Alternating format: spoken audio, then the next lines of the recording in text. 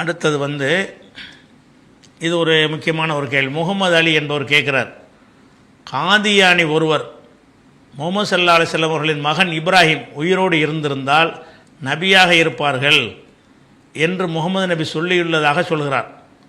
அதனால் நபிக்கு பின் நபி வரலாம், அது ஒருபோதும் தடைப்படாது என்கிறார். அதாவது ரசூலுல்லாஹ் சொன்னதாக ஒரு ஹதீஸை சொல்லி காட்டுறார். என்ன ஹதீஸு? இப்ராஹிம் சின்ன பிள்ளையில் மூத்தா போயிட்டார். ரசூலுல்லாஹ்வுடைய மகன் இப்ராஹிம் இருந்தார்ல, அவர் சின்ன வயசில் மூத்தா போயிட்டார், பால்குடி பருவத்திலேயே. அப்போ ரசூலுல்லாஹ் என்ன செய்கிறாங்கன்னு கேட்டால், இந்த பையன் மூத்தா போகாமல் நல்ல நீண்ட நாள் உயிரோடு இருந்தாரே, ஆனால் நபியாக இருப்பார் அப்படின்னு ரசூலுல்லாஹ் சொன்னாங்க என்று ஒரு ஹதீஸு இருக்கிறது. அந்த ஹதீஸை வச்சு அப்போ நபியே ஒருத்தர் வரமாட்டார்னா ரசூலுல்லாஹ் அப்படி சொல்லுவாங்களா? நபிங்கிற வாசலை அடைக்கப்பட்டுச்சுன்னு சொன்னால் இப்படி சொல்லுவாங்களா? எனக்கு பிறகு இப்ராஹிம் உயிரோடு வாழ்வாரையானால் அவர் நபியாக இருப்பார் என்று சொன்னால், அப்போ ரசூலுல்லாஹ்வுக்கு பிறகு நபி வரக்கூடிய வாசல் திறக்கப்பட்டிருக்கிறது. அதனால தான் நாங்கள் மிர்சா குலாமி என்பவனை நாங்கள் நபி என்று சொல்கிறோம் அப்படின்னு காதியானியில் சொல்கிறாங்கல்ல, அதை சொல்லி கேள்வி கேட்குறாங்களாம். அந்த ஹதீஸை இந்த ஹதீஸ் வலுவானது அப்படின்னு சொல்லிவிட்டு என்ன செய்கிறாங்க, ஒவ்வொரு அறிவிப்பாளருக்கும் விவரம் கொடுக்குறாங்க. ஒரு ஹதீஸ்ன்னு சொன்னால் ஒரு 5 அறிவிப்பாளர் இருப்பாங்கன்னு வைங்களேன். 5 அறிவிப்பாளரையும் நம்ம ஆய்வு செய்ய தேவை இருக்காது. யார் மேலே விமர்சனம் இருக்குது அவரை தான் பண்ணணும். இவங்க என்ன செய்கிறாங்க, இது அறிவிக்கிற இப்போ நம்ம பாஸ் இப்படிப்பட்டது தெரியுமா அப்படின்னு ஒவ்வொரு அறிவிப்பாளருக்கும் போடுறாங்க. அந்த அறிவிப்பாளருமே நம்ம எந்த குறை யாருமே சொல்லலை. குறை சொன்ன ஒரு அறிவிப்பாளர் மட்டும்தான் நம்ம பார்க்கணும். அந்த நீங்கள் போட்ட லிஸ்ட்டில் என்ன வருதுன்னு கேட்டால் பல அறிவிப்பாளர்களை பற்றி வருது. அப்துல் குத்தூஸ் வர்றாரு, இவர் நல்லா இல்லை. அப்துல் குத்தூஸை பற்றி நம்ம எதாவது பேசணுமா? அதனால் இந்த ஹதீஸ் வீக்கானதுன்னு சொன்னோம்னா நம்ம சொல்லவே இல்லை. அதே மாதிரி தாவூத் இப்னு ஷுஐப் வர்றாரு, இவர் நல்ல ஒரு ஆள் அப்படின்னு பிடிச்சி ஆதாரத்தை எடுத்து போடுறாங்களாம். ஹதீஸ்களே படிக்கிறோன்னு காட்டுறாங்களாம். அதே மாதிரி இப்ராஹிம் இப்னு உஸ்மான் என்பவர் வர்றாரு, இவர் பலகீனமானவர் என்று சொல்லுகிறார்கள், எந்த காரணமும் கூறவில்லை. இவர் இவர் வாசித்துங்கிற ஊரில் காஜியாக இருந்தார் அப்படின்னு ஒன்று போட்டுட்டு இவர் பலவீனமான இது ஒன்று தான் நாங்களும் விமர்சிக்கக்கூடியது. இவரை பற்றி மட்டும் பலவீனமானு சொல்கிறாங்க, ஒரு காரணம் கிடையாது, இது நல்லவர் தான் சொல்லி போட்டாங்க. இது விமர்சனத்துக்குரியது. இப்போ நம்ம இதை தான் பார்க்கணும். என்ன பார்க்கணும்? இவங்க சொல்லக்கூடிய ஹதீஸ் நிறைய விஷயம் இந்த காதியானின்னு வந்ததுனால இவர்களுடைய இது சம்பந்தமாக இவர்களுடைய முள்ளு திருகுதான எல்லாத்தையுமே ஒரு சொல்ல வேண்டிய ஒரு அவசியம் இப்போ ஏற்பட்டிருக்கிறது. முதல்ல எங்கேருந்து வருவோம் என்று கேட்டால், எந்த ஹதீஸை பற்றி பேசுகிறோமோ அந்த ஹதீஸில் இப்ராஹிம் இப்னு உஸ்மான் என்பவர் அறிவிக்கிறார். இவருக்கு பட்ட பேர் அபு ஷைபாம்பாங்க. அபு ஷைபாங்கிற பேரில் உள்ள இப்ராஹிம் இப்னு உஸ்மான் என்பவர் இதன் அறிவிப்பாளரில் வர்றார். இவரை பற்றி நம்பகமானவர்னு போகிற போக்கில் சொல்லிட்டு போகிறாங்க. இந்த காதியானிகள் எவ்வளோ அயோக்கியர்கள் என்பதற்கு, கேடு கட்டவங்க என்பதற்கு இவரை பற்றின விமர்சனத்தில் எவ்வளோ கள்ள வேலை பார்த்துருக்குறாங்க. தஹதீப் நூலில் எடுத்து போடுற தஹதீப்பில் உள்ள விமர்சனம் எல்லாத்தையும் வாசிக்கிறேன் பாருங்கள். அஹ்மது இமாம் கால் அஹ்மது ஓ யஹ்யா அபுதாவுத், அஹ்மது இப்னு ஹம்பல், யஹ்யா இப்னு முஐன், அபுதாவுத் 3 பேரும் சொல்லியிருக்கிறார்கள் லைஃபுன், இந்த ஆள் பலவீனமான ஒரு ஆள். ஓ கால யஹ்யா ஐலன், யஹ்யா இப்னு முஐன் மீண்டும் சொல்கிறார்கள் லைஸ பி திக்கத்தின், இவர் நம்பகமானவர் கிடையாது. காலல் புகாரி சொல்கிறார் சக்கத்து அன்ஹு, இவரை பற்றி எந்த பேச்சுமே யாரும் பேசலை, அறியப்படாதவர் அப்படிங்கிறவர் சொல்கிறார். கால திருமதி சொல்கிறாரு முன்கர், இவ்வளோ அதில் வருது, இவ்வளோ விஷயம் வருது, இது மறைச்சிட்டு நம்பகமானவருங்கிறான் பாருங்கள். கால திருமதி சொல்கிறார் முன்கருள் ஹதீஸ், இவருடைய ஹதீஸ் நிராகரிக்கப்படுற ஒரு ஹதீஸு அப்படிங்கிறார். ஓ கால நசை தௌலாபி 2 பேரும் சொல்கிறாங்க மத்ரூக்குல் ஹதீஸு. மத்ரூக்குல் ஹதீஸ்னா ஹதீஸை விட இவருடைய ஹதீஸை விட்டுணும்னு அர்த்தம். ஆனால் யாருக்கு பயன்படுத்துவாங்கன்னு கேட்டால், பொய்யர் என்று சந்தேகிக்கப்பட்டவர், இந்த ஆள் பொய்யர் என்று சந்தேகிக்கப்பட்டவராக இருக்கிறாரு. கால அபுஹாத்தம் சொல்கிறார் லைஃபுல் ஹதீஸ், இவர் பலவீனமான ஹதீஸில் உள்ளவர். சகத்து அன்ஹு, இவர் பற்றி யாரும் எதுவும் பேசுறது கிடையாது. ஓ தரக்கு ஹதீஸஹு, இவர் பேரில் ஹதீஸ் வந்துச்சுன்னா ஹதீஸை விட்டுருவாங்க, மாதிரி அதை பதியாதிய, அவர் சரியில்லை அப்படின்னு சொல்லி விடுவார்கள் அப்படிங்கிறார். யார்? அபுஹாத்தம். ஓ காலல் ஜவுசஜானி சொல்கிறார் சாக்கித்துன், இவர் எடுபட்டவர், விழுந்து போயிட்டாரு அப்படிங்கிறார். சாலிஹ் ஜசரா சொல்கிறார் லைஃபுன், இவர் பலவீனம். லா யுகுத்தபு ஹதீஸ், இவருடைய ஹதீஸ் எழுதக்கூட கூடாதுங்கிறாங்க. எழுதி வைக்கிறதுக்கு ஏற்றுக்கலாமான்னு 2வது விஷயம். லா யுகுத்தபு ஹதீஸு, ஹதீஸை எழுதக்கூடாது. ரவா அனில் ஹக்கம் என்பவர் வழியாக இவர் அஹாதீஸ மனாக்கிற முன்கரான நிராகரிக்கத்தக்க பல ஹதீஸ்களை அறிவித்திருக்கிறாரு அப்படிங்கிறாரு. இதுவும் ஹக்கம் வழியாக தான் வருது இந்த ஹதீஸ். அதே மாதிரி அபு அலி நைசாபுரி சொல்கிறார் லைசபில் கவி, இவர் ஒரு ஆள் கூட நல்லவர்னு சொல்ல காணாது. வாசிட்டு வரிசையை தான் வாசிக்கிறேன், செலக்ட் பண்ணி வாசிக்கல, வரிசையை அவரை பற்றின விமர்சனம் வாசிக்கிறேன். கால அபு அலி நைசாபுரி சொல்கிறார் லைசபில் கவி, இவர் வலிமையான ஆள் கிடையாதுங்கிறார். ஒரு காலல் அஹ்வஸல் கிலாபி அவர் சொல்கிறாரு, ஓ மிம்மன் ரவான் ஷோபா மினல் லோஃபா அபு ஷைபா, ஷோபான்னு ஒரு அறிஞர் இருக்கார்ல, அவர் மாத்திரம் இவர் வழியாக அறிவித்திருக்கிறார். யார் வழியாக? அபு ஷைபா என்ற உஸ்மான் வழியாக அறிவித்திருக்கிறார். அதை பற்றி அஹ்வஸ் சொல்கிறாரு, ஷோபா வந்து பலவீனமானவற்றை அறிவிக்க மாட்டார், ஷோபா அறிவித்த பலவீனமானவர்கள் இவர் ஒரு ஆள், இவர் வழியாக பலவீனம் என்று இருந்து கூட இவரிடமிருந்து அறிவித்து தான் இருக்கிறார். நல்லவர்னு சர்டிஃபிகேட் கொடுக்கல. ஷோபா என்பவர் வந்து உஸ்மான் சொன்ன ஒரு வழியாக ஹதீஸை அறிவித்திருக்கிறார் அப்படின்ட்டாங்க. அறிவிச்சுட்டாலே அவர் பலவீனமானவருங்கிறாங்க. அதாவது முஆதிபுன் முஆத் அவங்க வந்து ஷோபாவுக்கு ஒரு கடிதம் எழுதி கேட்குறாங்க, இவரை பற்றி என்ன சொல்கிறீங்கன்னு கேட்கும் பொழுது, அறிவியன் நான் வந்து அவர்கிட்ட அறிவிக்க தான் செய்கிறேன் அப்படின்னு சொல்லி அவர் கேட்கும்போது கத்தப இல்லையே, அப்போ ஷோபா எனக்கு பதில் எழுதினாரு, லா தருவி அன்ஹு, அவர்கிட்ட அறிவிக்காத, பின்னஹூ ரஜுலுன் மதுமூமுன், அவர் இழிவான ஒரு மனுஷன், அப்போ ஷோபா வந்து அறிவிச்சார்னு சொல்கிறது கூட சரியான செய்தி இல்லை அப்படின்னு வருகிறது. இதில் வந்து இதுதான் அவரை பற்றின விமர்சனம். ஒரே விமர்சனம் என்னென்னு கேட்டால், இவர் நீதிபதியாக இருந்தார், நீதிபதியில் இவர் காலத்தில் நல்ல தீர்ப்பளிக்கிற இவர் மாதிரி ஒரு ஆளை கண்டதில்லைன்னு ஒரே ஒரு விமர்சனம் வந்திருக்கு. இதை மட்டும் எடுத்து போட்டாங்க. இவ்வளவும் பலவீனத்தை வந்துட்டு அவர் வந்து காலியாக நீதிபதியாக இருக்கும் பொழுது தீர்ப்பளிப்பார், நல்ல தீர்ப்புலாம் அளிப்பார், நல்ல தீர்ப்பளித்து அறிவிப்பாளராக சரியாயிருவாரா? அறிவிப்பாளராக ஏற்றுக்கொள்வதற்கு முன்புட்டு கோளாறு உள்ளவராக இருக்கிறாரு. இன்னும் சொல்ல போனால் இப்னு சாது சொல்கிறாரு, காண லைஃபன் பில் ஹதீஸு, ஹதீஸில் பலவீனமானவர், கால தாரகுத்தின் லைஃபுன், தாரகுத்தினி சொல்கிறார் லைஃப்னு சொல்கிறாரு. இப்னுல் முபாரக் சொல்கிறாரு இருமி பிஹி, அவனை தூக்கி எரிஞ்சிரு அப்படிங்கிறாரு. அஹ்மதி இமாம் சொன்னதாக சொல்கிறாரு முன்குருள் ஹதீஸ், இவர் வந்து முன்குருள் ஹதீஸை நிராகரிக்கப்படுற ஒரு ஆள், இவர் ஹரீபுன் மின் ஹசன் பின் உமாரா, ஹசன் பின் உமாரான்னு ஒரு பொய்யர் இருக்கார்ல, அவருக்கு நெருக்கமான ஆள் இவர், அவருக்கு ஈக்குவலான ஒரு ஆள் அப்படிங்கிறாரு. அப்போ வந்து இதில் என்ன வழங்குதுன்னு கேட்டால், இந்த உஸ்மான் என்பவர் தான் இதை அறிவிக்கிறார். அவர் ஒரு காலியாக இருந்து நல்ல தீர்ப்பளித்தவர்னு ஒரே ஒரு விமர்சனம் இருக்கே தவிர, பாக்கி உள்ள ஹதீஸ் கலையில் என்னென்ன அறிஞர்கள் இருக்கிறாங்களோ அம்புட்டு பேரும் ஒருத்தர் பாக்கி இல்லாமல் இந்த ஹதீஸை அறிவித்தாலும் சரியில்லைன்னு சொல்கிறாங்க. யார? இந்த இவர் தான் 20 ரக்காத் ரசூலுல்லாஹ் தொழுதாங்கிற ஹதீஸை இவர் தான் அறிவிச்சிருப்பார். இந்த ஹதீஸை வந்து நிஜாமுதீன் பார்ல புரசவாக்கத்தில் அவர் தராவி 20 ரக்காத்துகளை புஸ்தகம் போட்டார்ல, அதில் போட்டு என்ன செய்வார்னா, இந்த ஹதீஸ் பலவீனமானது, நாங்கள் இது ஆதாரமாக காட்டலை, ரசூல்லா 20 ஆதாரம் கிடையாது, ஏனென்று கேட்டால் உஸ்மான் இப்னு இவர் இடம்பெற்றிருக்கிறாரு, இப்ராஹிம் இடம்பெற்றிருக்கிறாரு, அவர் பலவீனமானவர், அப்படி போய் ஃபேமஸான ஆள் இவர். இந்த உஸ்மான் என்பவர் எவ்வளோ ஃபேமஸான ஆள்னு கேட்டால், நிறைய புழுகு மூட்டையில் அள்ளி விட்டவர், அவருடைய ஹதீஸ்கள் எடுத்தால் எல்லாம் புழுகு மூட்டையாக இருக்கும். அப்படிப்பட்ட ஒரு ஆள் தான் என்ன செய்கிறாருன்னு கேட்டால், ரசூலுல்லாவுக்கு பிறகு ஒருத்தர் நபி வருவாரையானால் அது இப்ராஹிம் நீண்ட ஆயுள் கொடுக்கப்படுவார், நபியாக இருப்பார்னு ரசூலுல்லா சொன்னாங்கங்கிறாங்க. அதனால் இதை வச்சுக்கிட்டு நபியுடைய வாசல் வந்து திறந்து இருக்குது அப்படின்னு சொல்லி அந்த காதியானி சொன்னதாக சொல்கிறாங்க. அடுத்த இதில் ஒன்று விஷயம் என்னென்னா, அந்த ஹதீஸ் பலவீனம் என்பதுக்கு காரணம் இந்த அபு ஷைபா என்ற உஸ்மான் இப்னு இப்ராஹிம், இவர் தான் இதனுடைய அறிவிப்பாளர். இவரைத்தான் நம்ம குறை சொல்கிறோம். இவங்க என்ன செய்கிறாங்க, என்ன மீதி உள்ள அறிவிப்பாளர்லாம் போட்டு இவரை பற்றி என்ன சொன்னார், அவரை பற்றி நம்ம பேசவே இல்லை. அந்த நீங்கள் அனுப்பின லிஸ்ட்டில் மற்ற ஆளுக்களை பற்றி தான் பேசுகிறாரு. இந்த அபு ஷைபாவுக்கு எதிராக சொன்ன விமர்சனங்களை எல்லாம் சொல்லி இது அவ்வளவும் தவறுன்னு இதாக எழுதணுமா இல்லையா? எழுதலை. அது பலவீனம் என்பதில் கடுகுல லட்சத்தில் ஒரு பங்கு கூட சந்தேகமில்லாத பலவீனம் இது. இவரை பலவீனமானவர் என்று சொல்லி ஏகமானதான முடிவு எடுக்கப்பட்ட ஒரு ஆளாக அவர் இருக்கிறார் என்பதை என்ன செய்யணும், ஃபஸ்ட்டு விஷயமாக நம்ம சொல்லிக்கொள்கிறோம். அடுத்ததாக வந்து இன்னொரு விஷயத்தை கவனிக்கணும். இந்த எதுக்கு இதை சொல்கிறாங்கன்னு கேட்டால், இந்த மிர்சா குலாம் என்று ஒருத்தன் வந்து நானும் நபின்னு சொல்லி அந்த கிறுக்கனுக்கு பின்னாடி நிறைய பேர் போய் என்ன செஞ்சாங்க, அவனே நபின்னு ஏற்றுக்கிட்டவனே என்ன செஞ்ச தெரிஞ்சு, இந்த பழைய காலத்து ஆளுகளுக்கு இது தெரியும், புதிய மக்களுக்கு இது தெரியாது.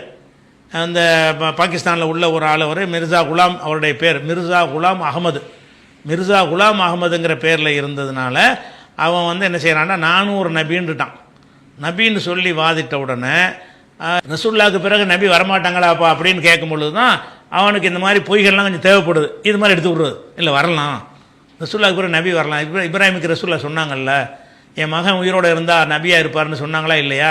ரசூலுல்லாஹ்வுக்கு பிறகு நபி இந்த பொய்யான ஹதீஸ்களை எடுத்து கொண்டாந்து போட்டு அவன் வாதிட்டான். அதுக்கு பின்னாடி ஒரு கூட்டம் போயிட்டாங்க. சரியான முறையில் அன்றைக்கு இருந்த அறிஞர்கள் வந்து சரியான முறையில் கொஞ்சம் எதிர்கொண்டாங்க. இவன் என்ன பண்ணிட்டான்னா, அன்றைக்கி இருந்த பிரிட்டிஷ் ஆட்சியாளர்களுக்கு சப்போர்ட் பண்ணி எல்லாரும் முஸ்லீம்கள்லாம் பிரிட்டிஷாரை எதிர்க்கிறாங்க, இவன் மட்டும் சப்போர்ட் பண்ணானா.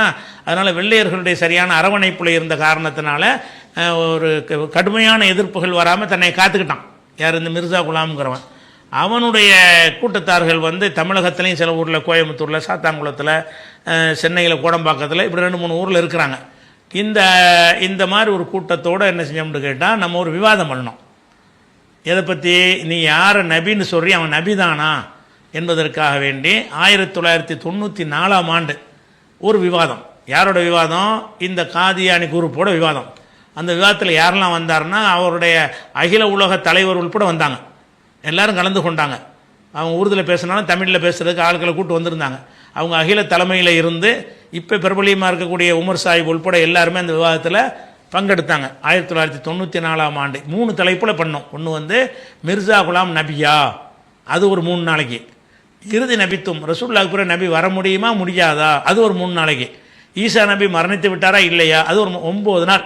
9 நாட்கள் 3 தலைப்புகளில் இந்த விவாதம் 1994ஆம் ஆண்டு நடந்தது. இந்த 3 விவாதங்களுமே ஒரு கடுகளவு கூட எடிட் பண்ணாமல் அப்படி உள்ளது உள்ளபடி நம்முடைய ஆன்லைன் pj.in அந்த இணையதளத்தில் இருக்கிறது. ஆன்லைன் pj.co.in அதுலேயும் இருக்கிறது. நம்முடைய ஃபேஸ்புக்லேயும் அந்த விவாதங்கள் இருக்கிறது. நம்முடைய யூடியூப்லேயும் அந்த முழு விவாதங்கள் போடப்பட்டிருக்கிறது. அந்த விவாதங்களில் என்ன செய்கிறோம்னு கேட்டால், நம்ம சில கேள்விகளை கேட்குறோம். கேள்வி எப்போ கேட்டது? 1994ஆம் ஆண்டு இந்த விவாதம் நடக்குது. இப்போ வந்து 2025 நடக்குதா, 31 வருஷம் ஆச்சு. அப்போ 94லேருந்து 2025 31 வருஷமானாலும் நான் அன்னை கேட்ட அந்த கேள்விக்கு பதில் சொல்லலை. இன்னொரு 31 வருஷம் ஆனாலும் சொல்ல முடியாது. நாம் சில கேள்விகளை கேட்குறோம். அந்த எங்கே கேட்குறோம்? பொது மேடையில் கேட்கலை, அவர்கள் இல்லாத சபையில் கேட்கலை. எதுக்கு அவர்களை உட்கார வைத்து கொண்டு அவங்களுடைய நூலை மேற்கோள் காட்டி அவங்கள நேருக்கு நேரம் உட்கார்ந்து அந்த கேள்வியை கேட்குறோம். அந்த விவாதத்தை தயவுசெய்து நீங்கள் பாருங்கள். அதில் எதுக்காச்சும் அவங்களால பதில் சொல்ல முடிஞ்சான்னு பாருங்கள். பதில் சொல்ல முடியலை. உதாரணத்துக்கு என்னென்னு, எப்படிப்பட்ட ஒரு பொய்யனை வந்து நபின்னு சொல்கிறாங்கிறக்கா சொல்கிறான். இவன் மிர்சா குலாம் நபியான்னு கேட்கும்போது அவன் மிர்சா குலாம் என்ன பண்ணுறான்னு கேட்டால், நூருல் ஹக்குன்ற ஒரு கிதாப், எல்லாம் உருது தான், நூருல் ஹக்குங்கிற கிதாப். அதில் பக்கம் 68 69 அந்த நூருல் ஹக்கில் அவன் என்ன சொல்கிறான்னு கேட்டால், மூசா நபி மரணிக்கவில்லை, மூசா நபி மரணிக்கலையாம், அவர் வானத்தில் உயிருடன் உள்ளார், அவர் இறந்தவர்களில் ஒருவர் அல்ல என்று ஈமான் கொள்வதை அல்லாஹ் நமக்கு கடமையாக்கி இருக்கிறான் அப்படின்னு எழுதியிருக்கிறான். இந்த மிர்சா குலாம் எழுதியிருக்கிறான், மூசா நபி இன்னும் சாவலை, அவர் வானத்தில் உயிரோடு இருக்கிறார், அவர் இறந்தவர் கிடையாது, இப்படி ஈமான் கொள்வது நம்முடைய கடமை அப்படின்னு எழுதினானப்பா. இது வந்து அல்லாஹ் எப்போ கடமையாக்கினான், இதுக்குரிய ஆதாரத்தை கொடுன்னு கேட்டோம். அப்போ ஆதாரம் இல்லாமல் புழுகணவன் எப்படி நபியாக இருக்க முடியும்? மூசா நபி மரணிக்கவில்லைன்னு ஏதாவது ஒரு வசனம் இருக்குதா அப்படின்னு சொல்லி இந்த விவாதத்தில் 9 நாள்லேயும் பதில் சொல்லவே இல்லை. இதுக்கு ஆன்சர் அவனுக்கு சொல்ல முடியலை. அப்போ துணிஞ்சு பொய் சொன்ன ஒருத்தன் இந்த மிர்சா குலாம். அடுத்ததாக என்ன கேட்டோம்னு கேட்டால், மசீஹு வரக்கூடிய காலத்தில் பிளேக் நோய் ஏற்படும் என்று திருக்குரானிலையும் தௌராத்திலையும் உள்ளது அப்படின்னு சொல்லி கிறிஸ்தி நூகுங்கிற அந்த புஸ்தகத்தில் 5 முதல் 9 வரை உள்ள பக்கங்களில் இந்த சம்பவத்தை எழுதுகிறான் மிர்சா குலாம். கிறிஸ்தி நூகுங்கிற அந்த ஒரு உருது புக்கு தான் அது. அந்த புக்கை வச்சு அதை வாசித்து காட்டி தான் கேள்வியை கேட்குறோம். அந்த 94 விவாதத்தில் என்ன கேட்குறோம்? மசீஹு வரக்கூடிய காலத்தில் பிளேக் நோய் ஏற்படும் இப்படிங்கிற வாசகத்தை, இந்த கருத்தை தௌராத்தில் இருக்கிற, தௌராத்தை நமக்கு வேணா விட்டுரு, குரானில் எடுத்துக்காட்டு. குரான்லேயும் இருக்குது, தௌராத்திலையும் இருக்குங்கிறான். மசீஹு வரும்போது பிளேக் நோய் ஏற்படும். என்னென்னு கேட்டால், இவன் வந்து நன்னை வந்து நபின்னு சொல்லும்போது பிளேக் நோய் வந்துருச்சு. உடனே வந்து பிளேக் நோய் வரும்னு அல்லாவே சொல்லியிருக்கேன், நான் தான் மசீஹு, அதனால் வந்து பிளேக் நோய் வரும்னு சொல்லப்பட்டிருக்குது, குரானில் இருக்குதுன்னு சொல்லிவிட்டான். சரி, மசீஹு வரும்போது பிளேக் நோய் வரும்ன்ற ஒரு விஷயம் எங்கே இருக்குது காட்டு? குரானில் இருக்குங்கிறான். குரானில் இருக்குன்னு எழுதியிருக்கிறான், நீ பார்க்குற குரானில் இல்லை, இவன் வடிகட்டின பொய்யன்று நீ முடிவுக்கு வரணுமா இல்லையாப்பான்னு கேட்டோம். வெக்கி தலை குனிகிறாங்க, பதில் சொல்லலை, மழுப்புறாங்க. அப்படி இருந்தாலும் அந்த பக்தி முத்தி போய் அதை மழுப்ப பார்க்குறாங்களே தவிர இதுக்கு ஆன்சர் பண்ணவே முடியலை, வேறு வேறு கேள்வியெல்லாம் கேட்குறாங்க. அதே மாதிரி வந்து மசீஹ் வரக்கூடிய காலத்தில் வானத்தில் இருந்து இவர் தான் அல்லாவின் ஹலீஃபா மஹ்தி என்று சத்தம் வரும். திருக்குரானுக்கு அடுத்த நிலையில் உள்ள சஹீஹுல் புகாரி என்ற ஹதீஸ் நூலில் இது உள்ளது அப்படின்னு சொல்லி ஷஹாதத்துல் குர்ஆன்கிற புக்கில் பக்கம் 41 மிர்சா எழுதியிருக்கிறான். அதை வாசித்து கேட்குறோம். உன் ஆள் எழுதியிருக்கான்ப்பா, நபிங்கிறீல அவன் எழுதியிருக்கிறான். புகாரியில் இருக்குன்னு கித்தாபு பேரை போட்டு எழுதியிருக்கிறான். புகாரியில் இந்த ஹதீஸ் எடுத்துக்காட்டு, மசீஹ் வரும் காலத்தில் வானத்திலிருந்து இவர் தான் அல்லாவின் ஹலீஃபா மஹதி என்று சத்தம் வரும் அப்படின்னு சொல்லிட்டு இவன் என்ன செய்கிறான்னு கேட்டால், இவன் நபின்னு சொன்னானா மஹதின்டானா, மஹதி ஈசா மசீஹ் எல்லாம் நான் தாண்டுருவான், ஈசாவும் நான் தாண்டுருவான், மஹதி நான் தாண்டுருவான், மசீஹ் நான் தாண்டுருவான். என்னப்பான்னு கேட்டால், என்னை அனுப்பும்போது வானத்தில் சத்தம் வந்துச்சு, இந்த இவங்கெல்லாம் கேட்டிருக்கிறாங்கன்னு சில செட்டப் பண்ணி ஆட்களை செட் பண்ணான். அதுக்கு ஆதாரம் என்ன, புகாரில் இருக்குன்ட்டான். என்னது, மசீஹ் வரும் காலத்தில் வானத்தில் இருந்து இவர் தான் அல்லாவின் கலீஃபா மஹதி என்று சத்தம் வரும், இது புகாரியில் இருக்கிறதுங்கிறான். அப்போ புகாரிங்கிற ஒரு கித்தாபை எல்லாரும் தெரிஞ்சு வச்சுருக்குறோம். அந்த கித்தாப்பில் இருக்குன்னு ஒருத்தன் சொல்கிறான்னு சொன்னால், இருக்கிறத சொன்னால் பரவாயில்லை, இல்லாத சொல்கிறான்னு சொன்னால் எப்போ என்ன புகாரில் அப்போ மொழிபெயர்ப்பு கிடையாது, போகலாம். அரபியில் உள்ளது மட்டும்தான் இருக்கும், உருதுலையோ அரபியோ தமிழ்லேயோ வராத காலம். அதை பயன்படுத்தி என்ன செஞ்சான்னா துணிஞ்சு அட்டிக்கிறான், புகாரில் இருக்குன்ட்டான். புகாரில் எடுத்துக்காட்டு, இல்லை இல்லை புகாரில் இல்லாத புகாரில் இருக்குன்னு சொன்னவன் யார், பொய்யன் தானே, பொய்யன் இப்படி நபியாக இருப்பான். இப்படி எல்லாம் அடுக்கடுக்கான கேள்விகளை அன்னைக்கு கேட்டிருக்கணும். அதே மாதிரி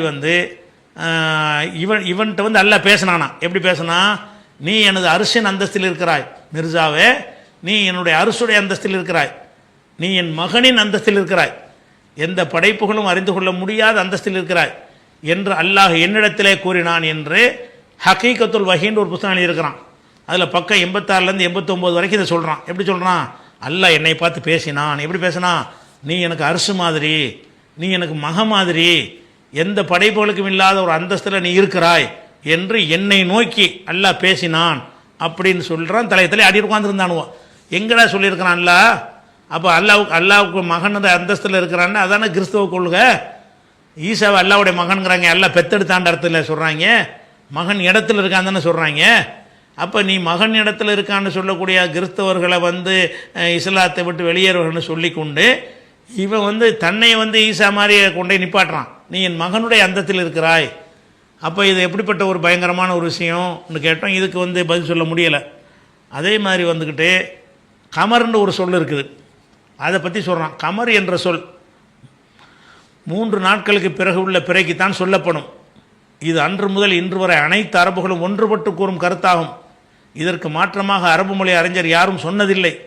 மொழி அறியாத மடையன் தான் இதற்கு மாற்றமாக சொல்வான் அப்படின்னு சொல்லி நூருல் ஹக்குங்கிற ஒரு கித்தாபில் இந்த மிர்சா குலாம் எழுதியிருக்கிறான். அதை வாசித்து காட்டுறோம்.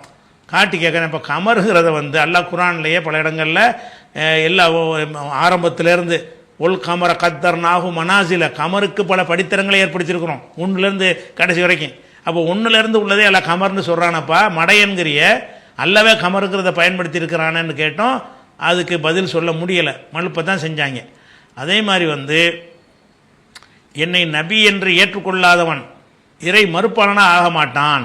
என்ன செய்கிறான்னா, நபின்னு சொன்னானா, நபின்னு சொன்னோன்னு கடுமையான எதிர்ப்பு வந்துச்சா, அப்போ என்ன செய்கிறான்னா, நபின்னு ஏற்றுக்குன்னு கட்டாயம் கிடையாது, ஏற்றுக்கிறாட்டி நீ காஃபிர் கிடையாதுன்ட்டான். எப்படி சொன்னான், என்னை நபி என்று ஏற்றுக்கொள்ளாதவன் காஃபிராக ஆக மாட்டான் அப்படின்னு சொல்லி திரியாக்குள் குலூபுன்னு ஒரு கிதாபில் இருக்கிறான். அந்த கிதாபில் பக்கம் 432 கூறிட்டான். கூறிட்டு அதே அவனே எழுதுனான் இன்னொரு கிதாபில், என்னை நபி என்று ஏற்றுக்கொள்ளாதவன் முஸ்லீம் அல்ல. ஹக்கீகத்துல் வஹீங்கிற கிதாபு ஒரு விஷயத்தை பற்றி 2 கிதாபில் எழுதுறான். ஒரு கிதாபில் என்னை நபின்னு ஏற்றுக்கொள்ளாட்டாலும் பஞ்சாயத்து கிடையாது, நீ காஃபிராக மாட்டாங்கிறான். இன்னொரு கிதாபில் என்னை நபின்னு ஏற்றுக்கிறாட்டி காஃபிரு. ஹக்கீகத்துல் வஹீங்கிற கிதாபில் பக்கம் 167 எழுதியிருக்கிறான். இதெல்லாம் அவனுடைய கித்தாபை உருதுல வாசித்து யார்கிட்ட காட்டுறோம், அதனுடைய காவலர்களாக இருக்கக்கூடிய அவங்கள நோக்கி கேட்குறோம், இதுக்கு பதில் சொல்லுடான்னு கேட்குறோம்.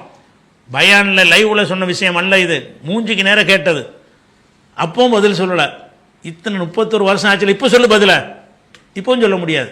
அந்த கேள்வி இன்னைக்கு இருக்கிறது, இப்போ உன்னால் பதில் சொல்ல முடியாது. இன்னொரு 31 வருஷம் தேடி எடுத்தாலும் ஒன்று சொல்ல முடியாது. ஏன்னா என்ன பொய் சொல்லிட்டான், அவ்வளோதான் ஒரே விஷயம். அதே மாதிரி இவன் சொல்கிறான், நான் என்னையே முற்றிலும் இழந்தேன், இப்போது நான் என் இறைவன் எனக்குள் நுழைந்து விட்டான். இவன் என்ன செய்கிறான், தன்னை பற்றி ஒரு உருவகமாக சொல்கிறான். நான் என்னை இழந்துட்டேன், இழந்தவனை இறைவன் எனக்குள் நுழைந்து விட்டான், நானே அல்லாவாகிவிட்டேன், நானே வானத்தை படைத்தேன், பின்னர் நட்சத்திரங்களை அலங்கரித்தேன், பின்னர் நானே களிமண்ணால் மனிதனை படைத்தேன். என்ன செய்கிறான்னா தன்னை அல்லான்னு சொல்கிறான். இவன் என்ன செய்கிறான், ஆதம் அலைஹிஸ்ஸலாத்தை படைச்ச நான் தான், களிமண்ணால் படைச்சங்கிறதுல அல்லா படைச்ச அல்லாத நான் ஒன்று தானேங்கிறாங்க. எப்படி சொல்கிறான், நான் என்னையே முற்றிலும் இழந்தேன், இப்போது என் இறைவன் எனக்குள் நுழைந்து விட்டான், நானே அல்லாவாகிவிட்டேன், நானே வானத்தை படைத்தேன், பின்னர் நட்சத்திரங்களால் வானத்தை நானே அலங்கரித்தேன், பின்னர் நானே களிமண்ணால் மனிதனை படைத்தேன் என்று இவன் தன்னையே இறைவன் எனக்குள்ள நுழைந்து விட்டான்னு சொல்லி எழுதியிருக்கான். இதில் ஆயினே கமாலாத்த இஸ்லாம் என்கிற புக்கில் வந்து பக்கம் 565 சொல்லியிருக்கிறான். தன்னை இறைவன் என்று கூறின இவன் ஃபிரௌனா நபியான்னு நம்ம கேட்டோம். என்ன இறைவன் சொந்தம் கொண்டாடுறானா இவனை ஃபிரௌனா நபியா? அப்போ இதுலையாவது அவனுக்கு கோவம் வரணுமா? காதியானியாண்டா உங்களுக்கு கொஞ்சமாச்சும் இறையச்சம் இருந்தால் நானே அல்லாஹ் ஆகிட்டேன்னு ஒருத்தன் சொன்னோன்னு அவனை என்னடா செய்யணும்? ஃபிரௌனு மாதிரி வெறுக்க வேணாமா? நபின்னுட்டு திரியிறானுவோ, அதுக்கு பெரிய தாடி தலப்பாவும் கட்டினா அவனை இப்போ அந்த தோற்றத்தை வச்சு ஏமாந்து போயிட்டானுவோ. அப்போ அதை பார்க்குறோம். அதுக்கடுத்து இதை ஒரு கேள்வியாக இதெல்லாம் இது எல்லாமே வந்து அந்த விவாதத்தில் நம்ம கேட்போம். கேட்குற என்ன பதில் சொல்லுவோம் தெரியுமா? ஒரு தேஞ்சு போன ரெக்கார்டு மாதிரி ஒரே பதில் தான் சொல்லுவாங்க. நீங்கள் அவரை பற்றி இப்படி எடை போடக்கூடாது, நுபுவத்துக்கு முன்னுள்ள வாழ்க்கையை பார்க்க வேண்டும், பின்னுள்ள வாழ்க்கையை பார்க்கக்கூடாது, அவர் நபின்னு அறிவிப்பதற்கு முன்னாடி எப்படி வாழ்ந்தார் அப்படின்னு சொல்லிட்டு இது ஒவ்வொரு தடவை திருப்பி திருப்பி சொல்லுவோம். முன்னுள்ள வாழ்க்கையை பாருங்கள், பின்னுள்ள வாழ்க்கையை பார்க்காதீர்கள்னு புள்ளிக்கிட்டு இருப்பாங்களே தவிர இதுக்கு பதிலே வராது கடைசி வரைக்கும். அந்த விவாதத்தை பார்த்தீங்கன்னா உங்களுக்கு தெரியும், 3-4 விவாதம் அந்த தலைப்பில். அடுத்து என்ன செய்கிறான்னு கேட்டால், ஒரு ஆள் மேலே ஒரு கோவம் வந்துருச்சு. யாருக்கு? மிர்சா குலாமு கோவம் வந்துருச்சு. அவனை திட்டி ஒரு புஸ்தகம் எழுதுகிறான். அதில் எழுதும் என்ன செய்கிறான்னு கேட்டால், அந்த பேர் கரெக்டாக யாபத்தில் இல்லை, அந்த விவாதத்தில் வருது, அதை பார்த்துக்கிறங்க. அதில் என்ன எழுதுறான்னு கேட்டால், அவனுக்கு 1000 தடவை அவனை சபிக்கிறான். 1000 தடவை அவனுக்கு சாபம் உண்டாகட்டும்னு சபிக்கிறான். எத்தனை சாபம்? 1000 சாபம் விடுறதா நம்ம சொன்னால் எப்படி சொல்லுவோம்? உன் மீது 1000 சாபம் உண்டாகட்டுமாகண்டால முடிஞ்சு போச்சுல. இவன் என்ன செய்கிறான்னு கேட்டால், 1 சாபம், 2 சாபம், 3 சாபம், 4 1000 தடவை எழுதியிருக்கான். உட்காந்து என்ன செய்கிறான்? சாபம் சாபம் சாபம்ங்கிற ஒரு 1000 தடவை எழுதி ஒன்று நம்பர் போட்டு புஸ்தகம் எழுதியிருக்கிறாங்க. அதுவே பல பக்கங்கள் வருது. அதுவே ஒரு புஸ்தகம் போடலாம். ஒருத்தனை திட்டுறதுக்கு 1000 சாபம் கிறுக்கம் தானே செய்வான். ஒரு மரகலண்டு ஒரு லூஸாக இருந்திருக்கான்னு வழங்குது. பைத்தியக்காரனாக இருந்துட்டு ஒருத்த மேலே கோவம் வந்தவனை அவனை எப்படி திட்டுறான்? சாபம் 1, 2 சாபம், 3 சாபம், 4 லானத்து, லானத்துன்ற சாபம், 5 லானத்து, 6 லானத்து, 7 லானத்து, 8 லானத்து, 999 லானத்து, 1000 லானத்துன்னு சொல்லி இப்படி சாபம் உனக்கு உண்டாகட்டும்னு சொல்கிறான். இவன் இப்படி சொன்னவன் யார்? ஒருத்தன் நீங்கள் திட்டினா இப்படி திட்டுவீங்களா? ஒருத்தனை வந்து ஒரு அயோக்கிய பைய 10 மடங்கு அயோக்கியன்னு சொன்னால் என்ன செய்வீங்க? அயோக்கியன் 1, அயோக்கியன் 2, அயோக்கியன் 3 இப்படி திட்டுவீங்களா யாராச்சும்? இவன் திட்டிருக்கிறான். ஒருத்தனை திட்டிருக்கான். எந்த கிதாபில் திட்டிருக்கான்னு கேட்டால், அதாவது நூருல் ஹக்குங்கிற கிதாபில் பக்கம் 158 எழுதியிருக்கிறான்.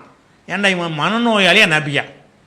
நபி வருவார்னு சொல்லி நபி வரமாட்டாங்கங்கிறத தனி தலைப்பு வச்சுக்கிறோம். நபி வருவார்னு நீ சொல்கிறதா இருந்தால் அது இவன் நபியா வருவானா? இப்படிப்பட்ட கிறுக்கு பயிலா நபியாக இருப்பான்? நபிகள் நான் இதை பற்றி என்ன கேட்டாலும் பதில் சொல்கிறோம் நம்ம இருக்கமா இல்லையா? அப்போ உன்னை நோக்கி உன்னை நபிங்கிற உன்னை கேள்வி கேட்கணும், பதில் சொல்ல முடியலையே. இப்படி சொன்னவனுக்கு இப்போ ஒரு மனதத்துவ நிபுணர்கிட்ட போய் கேட்போம். இப்படி ஒருத்தன் இந்த புத்தகத்தை காட்டி இப்படி எழுதினவன் எவனாக இருப்பான்னு கேளுங்க. மனதத்துவ டாக்டர்கிட்ட சரியான முழு மெண்டலாக இருப்பான் இவன் அப்படின்னு சொல்லுவாங்க. அப்போ முழு மெண்டலாக இருக்கிறாங்கிற அளவில் ஒருத்தன் இருந்திருக்கிறான். அவனுடைய தாடி ஜிப்பா தலப்பா பார்த்துக்கிட்டு ஒரு பக்தி ஊட்டப்பட்டதுனால என்ன செய்கிறாங்கன்றா நபிங்கிறானுவா, அவனை போய் நபிங்கிறாங்க. அப்படி ஒரு விஷயத்தை பார்க்குறோம். அதுக்கடுத்து என்னென்னு கேட்டால், அவன் சொல்கிறான், அந்த புக்கில் சொல்கிறான், மரியமும் நானே ஈசாவும் நானே அப்படின்னு என்ன செய்கிறான். மரியமா இவன் எப்படி ஆகுவான்? மரியம் அலைஹிஸ்ஸலாத்தை பற்றி சொல்லப்படுதில்ல. மரியங்கிறது நான் தான்ப்பா, ஈசா நான் தான், அல்லாவும் நான் தான், எல்லாம் நான் தான், இப்லீஸு நான் தான் சொல்லி தொலைச்சிட்டு போடா அப்படிதானே வரணும். எல்லாம் நான் தாங்கிறான் என்று எங்கே செய்கிறான்னு கேட்டால் கிறிஸ்டினுங்கிற கிதாபில் சொல்கிறான். அப்போ வந்து இதுக்கு என்னடா இவன் மரியம்னு இவன் எப்படி ஆகுவான்? மரியம்ங்கிறவங்க இருந்தாங்க, மூத்தா போயிட்டாங்க. நான் தான் மரியம்டான இவன் என்ன செய்கிறது? இவன் எந்த கணக்கில் வைக்கிறது? இவன் நபிக்கு ஒரு எந்த ஒரு குவாலிஃபிகேஷனாக இருக்கா இவனுக்கு? நபியை வருவாங்கன்னு வச்சுக்கிட்டா கூட இவன் நபியாக இருப்பானா? கண்டிப்பாக இருக்க மாட்டான். அதுக்கு அடுத்தது ஈசா நபி வந்து அப்போ மூத்தா போயிட்டார். இல்லை, அந்த சிலுவையில் அரைஞ்சாங்கல்ல, அரையும் போது அங்கேருந்து தப்பிச்சு நெஞ்சிட்டாராம், பாலஸ்தீனுக்கு வந்துட்டாராம். பாலஸ்தீனில் வந்து அவருடைய கபுர்ஸ்தான் இருக்குது அப்படின்னு எழுதி வச்சுக்கிறான். ஈசா நபியின் அடக்கஸ்தலம் பாலஸ்தீனில் உள்ளது என்று நூருல் ஹக்கு, இத்மாமுல் ஹுஜ்ஜா இந்த 2 புக்கிலும் என்ன செய்கிறான்னு கேட்டால் எழுதியிருக்கிறான். என்ன எழுதியிருக்கிறான்? இப்போ ஈசா நபியுடைய கபுர்ஸ்தான் வந்து பாலஸ்தீனில் இருக்குது அப்படின்னு சொல்லி. அதுக்கடுத்து என்ன செய்கிறான்னு கேட்டால், மறுபடியும் இன்னொரு கிதாபில் கிறிஸ்டின் உள்ள எழுதுகிறான், ஈசா நபியுடைய கபர் காஷ்மீரில் இருக்குங்கிறான். அங்கேருந்து தப்பிச்சு பாலஸ்தீனில் அவருடைய கபுர்ஸ்தான் இருக்குங்கிறான். அதுக்கடுத்து இப்போ என்ன காஷ்மீரில் இருக்குங்கிறான். இப்படி எழுதினோம். இது வந்து கிறிஸ்டின் உள்ள பக்கம் 25:14 அதில் போட்டிருக்கிறா பார்க்குறோம்.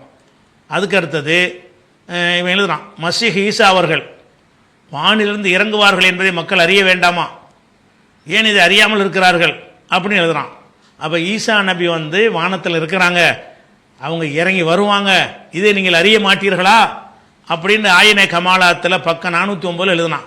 எழுதிப்புட்டு அதே நூலில் 44 பக்கத்தில் எழுதுறான், ஈசா நபி இறங்குவார் என்ற போது ஷிர்க்கு, ஈசா நபி இறங்குவார் ஷிர்க்குன்னு எழுதின அந்த புஸ்தகத்திலேயே ஈசா நபி வானிலிருந்து இறங்குவார்கள் என்பதை மக்கள் அறிய வேண்டாமா, இதை ஏன் அறியாமல் இருக்கிறார்கள்னு எழுதுனான். அதுலேயே 400 பக்கம் வித்தியாசத்தில் அந்த கருத்தை மாற்றி எழுதுறான். அப்போ இவன் யார் அப்போ ஈசா நபியுடைய விஷயத்தை எப்படிலாம் சொல்கிறான், அவருடைய கபர் வந்து பாலஸ்தீனத்தில் இருக்குங்கிறான், காஷ்மீரில் இருக்குங்கிறான், வானத்தில் இருக்கிறாருங்கிறான். வானத்தில் இருக்கிறாருன்னு சொன்னாலே ஷிர்க்குங்கிறான். என்ன இவன் யார், இவன் தான் நபியா அப்படின்ட்டு. அதுக்கடுத்து என்ன செய்கிறான்னு கேட்டால், ஒரு வகையில் இலக்கணம் ஆங்கிலம் நமக்கு தெரியாது, ஆங்கிலம்னு இலக்கணத்தில் உங்களுக்கு பேசியிருக்க முடியும்.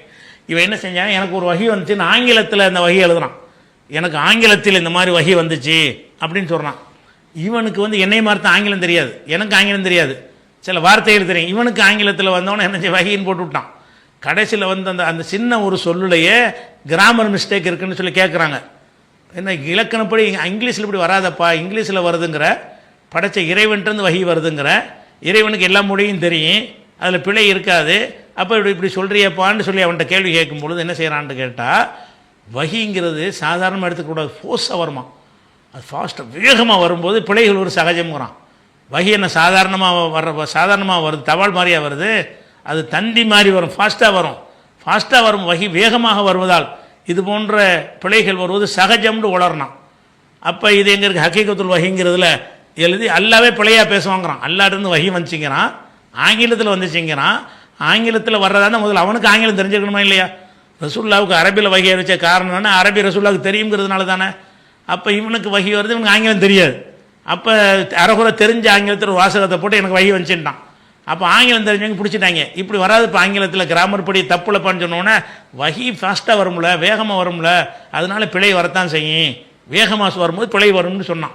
இது ஹக்கீகத்துல் வகிங்கிறதுல இருக்கிறத பார்க்குறோம். இதெல்லாம் எதுக்கு இது சொல்கிறேன்னு கேட்டால், இந்த காதியானி கூட்டம் மாதிரி தலையெடுத்து கேள்வியெல்லாம் கேட்குறாங்க பாருங்கள், இப்போ கேட்குறாங்கல்ல, நபிக்கு பிறகு நபி வருவார்னு ஒரு பொய்யான ஹதீஸை வச்சுக்கிட்டு ஆள் பிடிக்கிறதுக்கு இவன் கேட்பானே. ஆனால் இவங்களை அம்பலப்படுத்தினதை வந்து இப்போ 94 படுத்தினது அதோடு அடங்கி கிடந்தாங்க, இப்போ தலையெடுப்பார்களே. ஆனால் அது எல்லாத்தையும் நம்ம சொல்ல வேண்டியிருக்கா இல்லையா?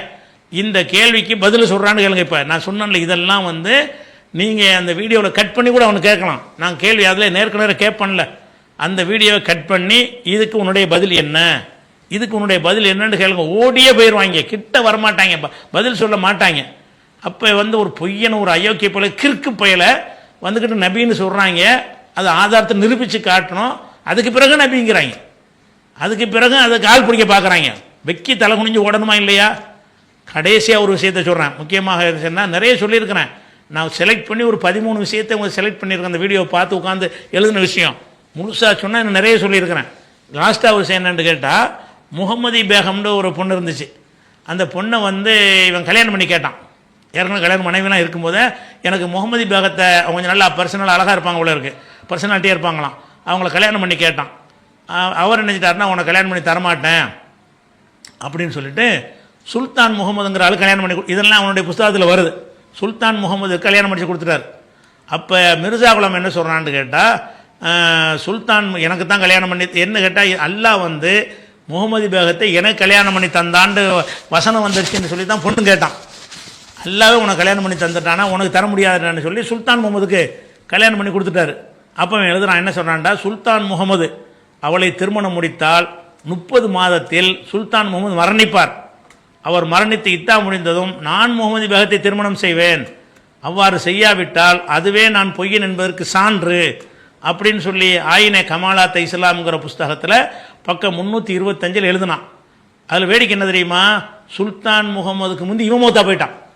என்னஞ்சான்னு கேட்டால் 30 மாதத்தில் சுல்தான் மூத்தா போயிடுவார், அவர் மூத்தா போன அந்த பொம்பளை மனைவியை நான் கல்யாணம் பண்ணிடுவேன், அப்படி நான் பண்ணலைன்னா நான் பொய்யன் என்பதற்கு ஆதாரம்னு சொன்னான். நடந்தது என்ன, சுல்தான் முகமது நீண்ட நெடுங்காலமாக அந்த முகமது பேகத்தில் வாழ்க்கை நடத்திட்டு இவன் செத்த பிறகு தான் அவரே சாவுறாரு. அப்போ அல்லாஹ் கல்யாணம் பண்ணி தருவான்னு சொல்லிட்டு ஒரு புழுகுனான முகமது பேகத்தை உனக்கு கல்யாணம் பண்ணி தந்தேன்னு அல்லாஹ் சொல்லிவிட்டான். இது நடக்கும், நடந்தே தீரும்னுட்டு இருந்தான். அவர் என்ன செஞ்சிட்டார், வேற ஆள் கல்யாணம் பண்ணி கொடுத்துட்டார் சுல்தானுக்கு. அப்போ என்ன பண்ணான், நீ பண்ணி கொடுத்தாலும் அல்லாஹ்வுடைய வாக்கு பொய்யாகாது, 30 மாதத்துல செத்துருவான், நான் கல்யாணம் மறுபடியும் பண்ண வேண்டாம். கடைசியில் இவன் தான் முதல் செத்தான். இதான் நான் பொய்யனுக்கு ஆதாரம், அவனே ஆதாரத்தை வச்சுட்டு போயிட்டான். நான் ஒரு பொய்யன் என்பதற்கு இதான் பெரிய ஆதாரம் சொன்னானா இல்லையா? சொல்லலைன்னா பொய் சொல். இதெல்லாம் வந்துக்கிட்டு நாங்கள் பொது மேடையை போட்டு சொல்கிற ஒரு விஷயம் இல்லை. இந்த காதியானி கூட்டமே உன்னுடைய தலைவர்கள் மத்தியில் நான் கேட்ட கேள்வி, நேருக்கு நேர கேட்ட கேள்வி, முன்னாடி மூத்துக்கு நேரம் வச்சு கேட்ட கேள்வி, இதுக்கு பதில் சொல்ல முடியாமல் தடுமாறி உளறினார்கள். அப்போ இப்போ என்ன செய்யணும், நீ வந்து ஆமாம் இவன் இதிலே பொய்யன்ட்டானே, அவனே சொல்லிட்டானே, அவன் நடக்கலையே, சுல்தான் முகமதோட அந்த பொம்பளை வாழ்ந்துச்சு, அல்லாஹ் கல்யாணம் பண்ணி கொடுத்தானே நடக்குமே அப்படின்னு சொல்ல பார்க்கணும். அது போக என்ன செய்கிறான்னு கேட்டால், இவனுக்கு வந்த வஹிங்கிற ஹக்கீகத்துல் வஹின்னு ஒரு பராஹின் அகமதியாண்டு தான் உங்களுக்கு வந்த வஹியான். அந்த புஸ்தகத்தை யாருக்கும் தரமாட்டாங்க. வஹின்னா என்ன செய்யணும்னா யாருக்கு தருவாங்க, ஊறி போன வந்து பக்தராக இருப்பானுல்ல, அவனுக்கு 25 வருஷத்துக்கு பிறகு தான் அவனுக்கு கொடுப்பாங்க அந்த புஸ்தகத்தையே. சாதாரண பஜாரில் கிடைக்காது, விற்காது, காசு கொடுத்து நீங்கள் வாங்க இயலாது. ஏன்னு கேட்டால் அவ்வளோ பிதற்றல் அதில் கண்டுபிடிச்சிருவீங்க. நம்ம குரான் என்ன செய்கிறோம், எல்லோரும் கொடுத்துட்ருக்குறோம், காஃபியரை கொடுக்குறோம், நாத்தியரை கொடுக்குறோம், கிறிஸ்தவரை கொடுக்குறோம், உத்தரவு இல்லாமல் எல்லாத்தையும் கொடுக்குறோமா இல்லையா? அப்படி தானே வேதம்ங்கிறது இருக்கு. இவன் வேதம்ங்கிறான், அதை யாரும் கொடுக்க மாட்டான். என்ன சொன்னாலும் நம்புற அளவுக்கு ஒரு கட்டத்துக்கு வந்துடுவான்ல, ஊறி போயிடுவான்ல, அவனு தான் கொடுப்பாங்க. பராஹின் அகமதியாங்கிறத வந்து அவன் கொடுத்த வேதம்ங்கிறான், வேதத்தை மறைச்சி ஒழிச்சு வச்சுட்டு இருக்கிறானு. இப்படிங்கிற வகையில் அந்த பராஹின் அகமதியாவை மட்டும் இப்போ பகிரங்கமாக வெளியிட்டான்னு வைங்க, அது இறைவனுடைய வார்த்தை தானான்றதுக்கு ஒரு பக்கத்தில் 50 கேள்வி கேட்கலாம், அவ்வளோ உளறி இருக்கிறான். அது எங்களுக்கு கஷ்டப்பட்டு அதையும் நாங்கள் எடுத்தோம், அந்த விவாதத்துக்காக வேண்டி அந்த புத்தகத்தையும் எடுத்தோம். இவங்களுடைய வெளியிடாமல் மறைத்து வைத்திருந்த கித்தாபுகளை எல்லாம் வந்து கேரளாவில் ஒருத்தர் ஜமாத்தை அணுகி அவங்கள்ட்ட இருந்து அவங்க வச்சுருந்தான்னு கேள்விப்பட்டு அங்கே பயணப்பட்டு போய் அந்த புத்தகத்தெல்லாம் வாங்கிட்டு வந்து படித்து நேரடியாக அந்த கித்தாபை வச்சுக்கிட்டு அந்த கித்தாபில் இருப்பதாக சொல்கிறார்கள்னு நாங்கள் சொல்லவே இல்லை. இந்த இருக்கடா கித்தாபுன்னு காட்டி என்ன செஞ்சோம், அதில் வந்து கேள்வி கேட்டோம். அப்போ என்ன விஷயம்னு கேட்டால், இந்த மிர்சா குலாம் என்பவனை நபிங்கிறது தானே முதல்ல நீ சொன்ன செய்து பொய். மிர்சா குலாம் இப்ராஹிம் வந்து நபியா வரன்றது பொய். அதனால் அது அடிபட்டு போச்சு. அடுத்து என்னன்னு கேட்டால், நபிக்கு பிறகு நபி வர முடியுமாங்கிற தலைப்பில் விவாதம் நடந்துச்சு 3 நாள், இறுதி நபித்துவம்னு சொல்லி. இந்த தலைப்பில் விவாதம் பண்ணியிருக்கிறோம். நீ இப்போ புழுகலாம் அங்கேயும் புழுகுன, அதுக்கெல்லாம் முதுகெலும்பு முறிக்கக்கூடிய பதில்கள் அதிலே தந்திருக்கிறோம். அப்போ நபிகளுக்கு பிறகு நபி வர முடியாது என்பதற்கு அவ்வளோ ஆதாரங்கள் நம்ம நினைஞ்சிருக்கிறோம், சொல்லியிருக்கிறோம். ரசூல்லாவை பொறுத்த வரைக்கும் அரசல் நாக்கள் லின்னாசி ரசூல்லா, மனித குலத்துக்கு உன்னை தூதர் அனுப்பியிருக்கணும். அல்ல, மனித குலத்துக்கு ஒரு தூதர் ரசூல்லா.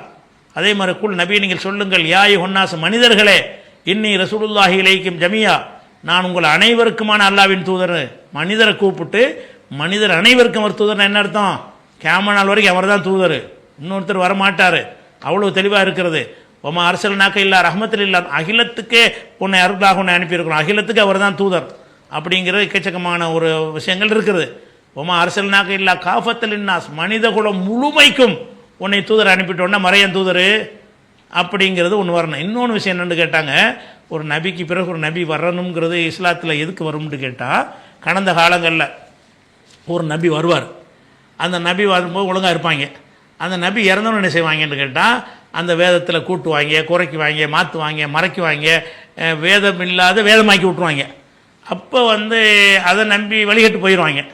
அப்போ இன்னொருத்தர் வந்து இது இல்லை, இதான் வேதம், அதை களவாண்டுட்டாங்க, திருத்திட்டாங்க, மாற்றிட்டாங்க, மறைச்சிட்டாங்க, குறைச்சிட்டாங்கன்னு சொல்லி இன்னொரு நபி வருவார். இப்போ ரசூலுல்லாஹுக்கு பிறகு நபி ஏன் வரணும்? குரான் இருக்குது, அவர் இன்னைக்கு வந்தால் எதை சொல்லுவார், குரானை தானே சொல்லுவார், அதான் இருக்க கையில். அப்போ ரசூலுல்லாஹ் கொண்டு வந்த குரான் அப்படியே இருக்கிறது, பாதுகாக்கப்பட்டு இருக்கிறது. அவங்களுடைய ஹதீஸுகளில் கூட சில இடைச்சொல் நுழைஞ்சா கூட ஃபில்டர் பண்ணி வடிகட்டி அதையும் வந்து அறிஞர்களுடைய முயற்சினால் அதுவும் பாதுகாக்கப்பட்டு இருக்கிறது. அப்போ குரானும் ஹதீஸும் கைவசத்தில் இருக்கிற நேரத்தில் இவன் என்னத்தை சொல்வதற்கு வர்றான்? அதை விட முக்கியம் என்ன தெரியுமா, இவன் ஹனஃபி மதுஹபை பின்பற்றினான். நீ நபிங்கிற, நீ ஏன்டா தொழுகையெல்லாம் ஹனஃபி மதுஹபை பின்பற்றின? நீனே ஒரு இமாமை பின்பற்றிய, நீ இப்படி நபியா இருப்ப, உனக்கு வகையில் தனியாக வரணும், வகையில் தான் உன்னுடைய தொழுகை முறையெல்லாம் சொல்லி கொடுத்தியா, மதுஹபில் சொல்லி கொடுத்தியா? அப்போ நபி எப்போ சொல்லிட்டான், அவன் வந்து மதுஹபி இமாம்களெல்லாம் எடுத்து சொல்கிறான், எனக்கு வகையில் வந்தது இப்படி தான் தொழுகைன்னு சொல்ல வேண்டியதானே? வேலை இல்லை, ஒன்றும் சொல்ல தேவையே இல்லை, எல்லாம் அல்லாஹ்வுடைய ரசூல் மூலமாக பூர்த்தியாக்கிட்டான். மார்க்கம் பூர்த்தியாக்கப்பட்டுருச்சு, காப்பாற்றப்பட்டுருச்சு. சில தவறுகள் நடந்திருந்தால் கூட மக்கள்கிட்ட ஏற்பட்டுச்சே தவிர குரானில் ஏற்படலை. அது இன்றைக்கு வரைக்கும் பாதுகாக்கப்பட்டு இருக்கிறது. அப்போ என்னத்துக்கு வரணும் நபி? அந்த செய்தி உலகம் பூரா போய் சேர்ந்து அடைந்து விட்டது. எதுக்கு வரணும் நபி அப்படிங்கிறத நம்ம பார்க்கணுமா இல்லையா? அதனால் அந்த வகையிலே அது முடிஞ்சு போச்சு. அதனால் இவன் நபின்னு சொல்லுவது வந்து பொய். இன்னும் சொல்ல போனால் ரசூலுல்லாஹ் தெளிவாக சொல்லிட்டாங்க. என்ன செய்கிறாங்க? ஒரு சில்து இலல் ஹல்கி காஃபத்தன், மனித குலம் முழுமைக்கும் நான் ரசூல் அனுப்பப்பட்டிருக்கிறேன். ஹித்மபியன் நபியும், என்னை கொண்டு நபிமார்களுக்கு முத்திரையிடப்பட்டதுன்னு ரசூலுல்லாஹ் சொல்லிட்டாங்க. முஸ்லீமில் இருக்கிறது. அதே மாதிரி காணத்து பனு இஸ்ராயில் தசூசுஹுமுல் அம்பியா, இஸ்ரவேல் சமுதாயத்திற்கு நபிமார்கள் வழிநடத்தி வந்தார்கள். குல்லமா ஹலக்க நபியுன் ஹலஃபஹு நபியுன், ஒரு நபி மரணித்து விட்டால் அவரிடத்துக்கு இன்னொரு நபி வந்து விடுவார். ஒய்னஹு லா நபிய பாதி, ஆனால் எனக்கு பிற நபி கிடையாது, குலபாக்கள் தான் வருவாங்க அப்படின்னு ரசூலுல்லாஹ் 455 3249. இதுக்கு பிறகு என் நபி வரணும்? நபின்னு நீ என்ன செஞ்ச? நீ என்ன தர? நீ தொழுகையை சொன்னியா, நோன்பு சொன்னியா? எல்லாம் அந்த ரசூல் சொன்னதுபடி தான் நடந்துக்கிட்டு இருக்கணும். இவனுக்கு ஒரு அந்தஸ்துக்கு தான் அந்த நபி யூஸ் ஆகுது தவிர நபி செஞ்ச வேலை என்ன செஞ்சான்? போர் செஞ்சானா? காபிர்களை எதிர்த்து அடியோட வாங்கிட்டு தாவா பண்ணானா? வெள்ளைக்காரனுக்கு கைக்கூலியாக இருந்தானா? நபி செஞ்ச வேலை எந்த வேலையை இவன் செஞ்சான்? ஒன்றுமே செய்ய கிடையாது. அப்போ ஒரு ஷேக் முரீது மாதிரி ஆரம்பத்தில் அப்படி கொண்டாட ஆரம்பித்தாங்க. நம்ம இன்னும் கூடுதல் அந்தஸ்து வேணும்னு நபின்னு சொல்லுவோன்றாங்க. அந்த பக்தி வந்துருச்சுன்னா என்ன சொன்னால் நம்புவாங்கல்ல, அதன்படி ஒரு கூட்டம் நபின்றாங்க. அப்போ நபின்னு சொல்வதற்கு நபியை கேவலப்படுத்தினானுவங்க. அப்போ இவன் நபி சராசரி ஒரு மனிதனில் சேர்க்க முடியாத மடையன், முட்டாளு, அறிவீனன், பைத்தியக்காரன், மெண்டலு என்று எத்தனை பட்டம் வேண்டாலும் கொடுக்கலாம். படி கெட்டின மகா பொய்யன். இவனை போய் நபின்னு சொல்லிக்கிட்டு எங்களுக்கு தாவா பண்ணிட்டு இருக்கிறியா? இப்போவும் கேளுங்க, மிர்சா குலாம் நபிங்கிற தலைப்பில் விவாதம் பண்ண வர்றியான்னு கேளுங்க. இப்போவும் நான் வர்றேன். இவ்வளோ அவகாசம் எடுத்துறீங்கள, இவ்வளோ அவகாசத்துக்கு ரெடியாக இருந்தால் சொல்லு. என் பேரை கட்டர் ஓடி போயிடுவாங்க. தெரியாத மக்கள்கிட்ட போய் பேசுவாங்களே தவிர இப்போ நான் வர்றேன்னா ஓடி போயிடுவாங்க. ஏன்னா என்கிட்ட வந்து பண்ணிட்டாங்க ஏற்கனவே. நான் அப்போ இருந்து அறிந்து வைத்திருப்பதை விட காதியானிகளை பற்றி நான் அதிகம் அறிஞ்சு வச்சுருக்கிறேன். நிறைய கலெக்ஷன் வச்சுருக்கிறேன். அப்போ இருந்த கலெக்ஷனில் கேட்ட கேள்விக்கு பதில் சொல்ல முடியலை. அப்படிங்கிறதுனால இந்த காதி அகமதியானவங்களை சொல்லிக்கிறவாங்க. மிர்சா குலாம் அகமதுங்கிறதுனால அவளுக்கு பேர் என்ன? அகமதியாவான். நம்ம உலகம் பூரா அவனை காஃபிர்னு ஆக்கி வச்சுருக்கிறாங்க. உலகத்தில் உள்ள எல்லா இஸ்லாமிய நாடுகளும் அவன் வேறு மதத்தை உண்டாக்கிட்டான், இஸ்லாம் அல்லது வேறொரு மதத்தை, நபின்னா வேறு மதம் தானே, வேறொரு மதத்தை உண்டாக்கிட்டான்னு சொல்லி அவனை முஸ்லீமாக ஏற்றுக்கிறது கிடையாது. மற்ற இத்தனை குரூப்புகள்லாம் இங்கே சமுதாயத்தில் இருக்கிறாங்க, அவங்களாம் முஸ்லீமாக ஏற்றுக்குருவோம். அவனை யாருமே முஸ்லீம் உலகத்தில் என்ன செய்ய மாட்டாங்க, ஏற்றுக்குறாங்க. பாகிஸ்தானில் கூட முஸ்லீம் அல்லாத சிறுபான்மையினர் இருந்து அவனுக்கு அந்தஸ்து கொடுத்து வச்சுக்கிறாங்க. முஸ்லீம் கிடையாது, ஒரு சிறுபான்மை, ஒரு மதத்தை சேர்ந்தவர்கள். அதனால் வந்து ரசூலுல்லாஹ்க்கு பிறகு நபி வரமாட்டார்கள் என்பதற்கும் விவாதம் நடத்தியிருக்கிறோம். இவங்கள்ட்டையே மிர்சா குலாம் நபியாங்கிற அதுக்கு நம்ம விவாதம் நடத்திருக்கோம், இவங்கள்ட்டையும் நடத்தியிருக்கிறோம். அதனால் வந்து இந்த விளையாட்டை வந்து இப்போ ஆரம்பிச்சிங்கன்னு சொன்னால் தீவிரமாக நம்மளும் இறங்கி என்ன எல்லாத்தையும் சொல்ல வேண்டி வரும். அதனால் வெட்கப்பட்டு திருந்தி வாங்க, இல்லாட்டி வெட்கப்பட்டு ஒளிஞ்சிக்கிறங்க. அதுதான் அவர்களுக்கு சொல்ல ஒரு விஷயமா இருக்கிறது.